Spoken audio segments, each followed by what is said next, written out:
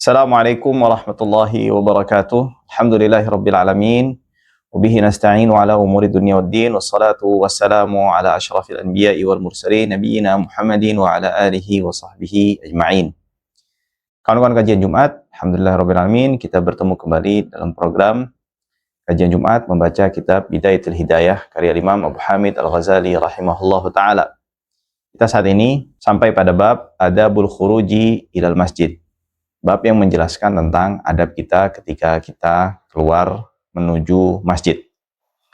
Imam Al-Ghazali mengatakan, "Fa idza faraghta min taharatika fasalli fi baitika rak'atai as-subhi in kana al-fajru qad tala'." Jika kamu telah selesai daripada bersucimu, baik mandi janabah ataupun berwudu ataupun bertayamum, sebagaimana yang sudah dijelaskan oleh Imam Al-Ghazali, maka sholatlah 2 rakaat di rumahmu, ya. Sholatlah 2 rakaat subuh, yaitu sholat sunnah 2 rakaat sebelum sholat subuh. In kana al-fajru qad tala', jika fajar telah terbit atau waktu subuh telah masuk. Tentu sholat di rumah atau sholat sunnah di rumah itu lebih afdal daripada sholat wajib, karena Nabi Muhammad SAW bersabda dalam sebuah hadis yang dikeluarkan oleh Imam Abu Dawud, "Salatu rajulin fi baitihi afdalu min salatihi fi masjidi hadza illa al-maktubah." Seseorang yang melakukan salat di rumahnya itu lebih afdal daripada dia melaksanakan salat di masjidku ini. Bayangkan, dibandingkan antara salatnya, pelaksanaan salat di rumah dengan salat di masjid Nabi Muhammad SAW, itu lebih afdal selama dia melaksanakan salat di rumahnya itu adalah salat yang sunnah, bukan salat yang wajib. Nah, lalu beliau melanjutkan, "Kadzalika kana yaf'alu Rasulullah sallallahu alaihi wasallam." Begitu pula lah yang dilakukan oleh Nabi Muhammad sallallahu alaihi wasallam. Yang dilakukan oleh beliau dan juga yang diantara yang dilakukan oleh Nabi Muhammad sallallahu alaihi wasallam ketika membaca atau melaksanakan sholat qabliyah subuh, itu adalah membaca suratul kafirun di rakaat pertama dan suratul ikhlas di rakaat kedua. Ini ada hikmah terdapat di dalam pembacaan 2 surat tersebut ketika kita melaksanakan sholat qabliyah subuh.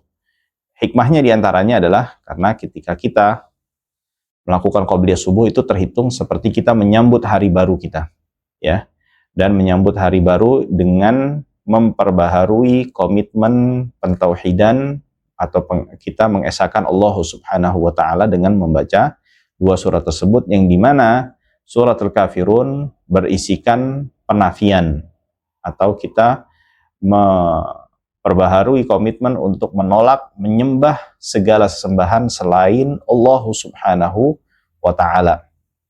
Ini seperti penggalan pertama dari kalimat tauhid, la ilaha. Artinya kita menafikan segala bentuk yang dituhankan, ya. Dan di rakaat kedua suratul ikhlas kita menetapkan karakteristik atau menjelaskan Tuhan kita itu seperti apa yang kita sembah. Ini selaras dengan penggalan selanjutnya daripada kalimat tauhid, illallah, ya. Jadi di antara hikmahnya adalah kita memperbaharui komitmen ubudiyah penghambaan kita terhadap Allah Subhanahu wa taala. Nah, dan juga kadzalika kana yaf'alu Rasulullah sallallahu alaihi wasallam, seperti itulah yang dilakukan Rasulullah sallallahu alaihi wasallam.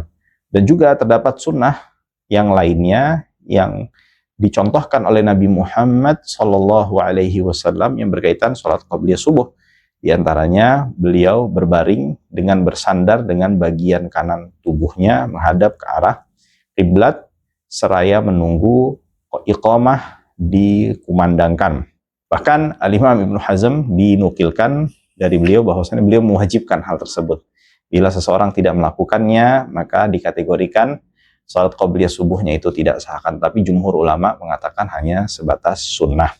Nah, lalu beliau mengatakan, Imam Al-Ghazali, "Tsumma tuwajjihu ilal masjidi." Artinya, lalu bergerak menuju masjid. Wala tada'is salata, setelah kita melaksanakan qabliyah di rumah, lalu kita menuju masjid. wala tada'is salata fil jama'ati, dan jangan sekali-kali engkau meninggalkan sholat berjamaah, ya. Dikarenakan Rasulullah Shallallahu Alaihi Wasallam menjelaskan di dalam banyak hadisnya mengenai keutamaan sholat berjamaah, ya. Di antaranya sebagaimana yang disampaikan oleh Nabi Muhammad Shallallahu Alaihi Wasallam dalam salah satu hadisnya, man shalla arba'ina yawman as-salawati fi jama'atin la tafutuhu fiha takbiratul ihram katabahallahu lahu bara'atain. Siapa saja yang konsisten melaksanakan sholat berjamaah selama 40 hari, dan selama 40 hari tersebut tidak pernah terlewat daripada takbiratul ihram, ya, maka Allah Subhanahu wa taala menetapkan baginya dua kebebasan. Yang pertama, bara'atan minan nifaq, pembebasan daripada sifat kemunafikan, wa bara'atan minan nar, dan pembebasan daripada api neraka. Para ulama juga memiliki perbedaan pendapat di dalam menentukan siapa yang terhitung mendapatkan takbiratul ihram. Menurut pendapat yang dikuatkan oleh banyak ulama adalah ketika imam sudah melakukan takbiratul ihram, maka makmum melakukannya tanpa ada jeda yang panjang di antara takbiratul ihram keduanya. Jadi setelah imam takbiratul ihram langsung makmumnya mengikutinya, ya. Nah, lalu selanjutnya Al-Imam Al-Ghazali mengatakan la siyama as-subuh, terlebih lagi salat subuh, ya, dikarenakan salat subuh ini adalah salat yang paling afdol yang dilakukan secara berjamaah. Para ulama menjelaskan, adapun dengan melihat sisi salatnya saja, salat yang paling terbaik adalah salat asar. Karena Allah Subhanahu wa taala menyebutkan atau memerintahkan kepada kita semua secara khusus untuk menjaga salat yang dinamakan salat al-wusta, yang kata para ulama sebagaimana di dalam sebuah hadis, ya, Rasulullah Shallallahu Alaihi Wasallam menjelaskan bahwasanya salat al-wusta itu adalah salat asar. Nah, adapun salat subuh ini yang paling baik, atau salat yang dilakukan secara berjamaah yang paling baik. Mengapa demikian? Dikarenakan Nabi Muhammad Shallallahu Alaihi Wasallam bersabda, man syahidal isya'a faka'annama qama nisfal laili. Siapa yang menghadiri salat berjamaah di waktu isya, seakan-akan dia salat setengah malam.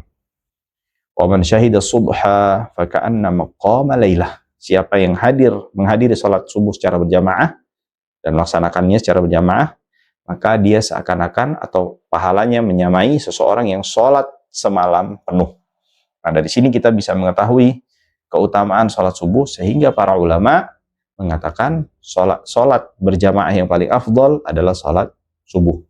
Nah, terlebih lagi, lebih detail lagi, para ulama menjelaskan salat yang paling afdolnya itu di hari Jumat, salat subuh di hari Jumat. Nah, baru di hari-hari berikutnya. Nah, lalu beliau mengatakan fasalatul jama'ati tafdulu ala salatil fardh. Salat jamaah ini memiliki kelebihan daripada salat sendiri. Bisab'in wa ishrina darajah. Kelebihannya 27 derajat daripada salat sendiri. Fa in kunta tatasahal fi mithli hadzal ribhi, jika engkau menyepelekan keuntungan ini, fa ayyu faidatin laka fi talabil ilm, maka apa keuntungan daripada engkau atau faedah daripada engkau menuntut ilmu. Wa innama thamaratul ilmil amalu bihi, karena hakikat buah daripada ilmu itu sendiri adalah dengan mengamalkannya. Maka itu diriwayatkan dari seorang salaf, siapa saja yang menuntut ilmu namun dia tidak mengamalkannya, layaknya seperti pohon yang tidak berbuah. Faida sa'aita, lalu Imam Ghazali melanjutkan, jika engkau pergi menuju masjid, famshi ala hayyinatin, maka engkau untuk berjalan dengan penuh ketenangan, watu addatin, ya, dan juga tidak terburu-buru, wasakinah, ya, dengan penuh sakinah, wala ta'jal, dan jangan terburu-buru, wa qul fi tariqika, dan ucapkanlah selama engkau berjalan menuju masjid, Allahumma inni as'aluka bihaqqis sa'ilina 'alaik. Wahai Allah, aku memohonmu dengan hak orang-orang yang memohon kepadamu.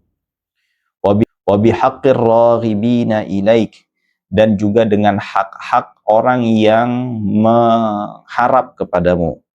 Wa bihaqqi mamsyai, dan hak berjalanku, hadza ini, ilaika, kepadamu, menujumu, ya.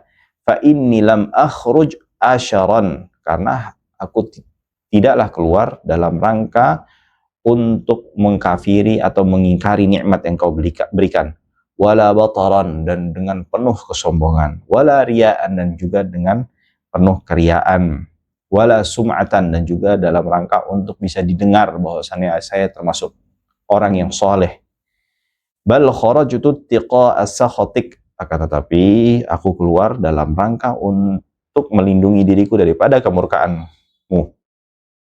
Wa btigha'a mardatik, dan mengharap keridhaanmu. Fa as'aluka, dan maka aku memohon kepadamu, antun qidhani,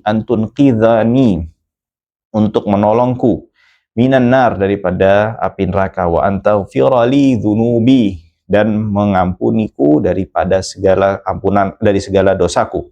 Fa innahu la yaghfiru dzunuba illa ant, karena tidak ada yang bisa mengampuni dosa-dosa kecuali Engkau. Nah, ini jadi diantara doa yang dipanjatkan ketika kita berjalan menuju masjid, yang dimana doa ini dikeluarkan oleh Imam Ahmad dan juga Ibnu Majah, dengan adanya perbedaan sedikit daripada redaksi yang disampaikan oleh Imam Al-Ghazali daripada hadis Imam Ahmad dan juga Imam Ibnu Majah. Lalu selanjutnya Imam Al-Ghazali menjelaskan adabu dukhulil masjidi, adab-adab yang menjelaskan tentang masuk masjid. Akan kita bahas di pertemuan yang akan datang. Wallahu taala a'la wa a'lam bissawab.